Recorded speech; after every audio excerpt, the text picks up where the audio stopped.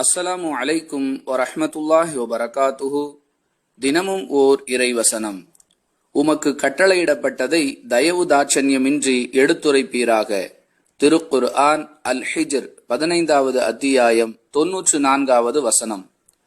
அன்புள்ள சகோதர சகோதரிகளே, மார்க்கத்தை எடுத்துச் சொல்லக்கூடியவர்கள் கடைபிடிக்க வேண்டிய ஒழுக்க மாண்புகளை இவ்வசனம் மிக தெளிவாக எடுத்து கூறுகின்றது.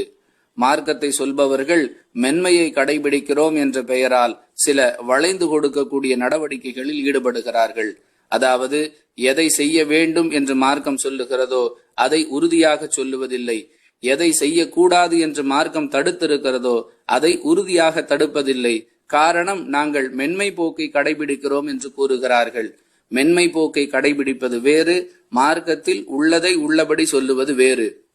இரண்டிற்கும் மத்தியில் உள்ள வேறுபாட்டை புரிந்து கொண்டு அவர்கள் அழைப்பு பணியில் ஈடுபட வேண்டுமே தவிர, தவறான புரிதல்களோடு மார்க்கத்தை எடுத்துச் சொல்ல புறப்பட்டால் அதில் நிறைந்த பயன் இருக்காது என்பது இவ்வசனம் நமக்கு சொல்லக்கூடிய பாடம்.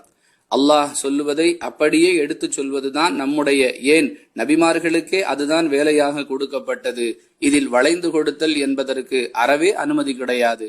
புரிந்து நடந்து கொள்வோம். வாஹிரு தஅவானா அனில் ஹம்துலில்லாஹி ரப்பில் ஆலமீன்.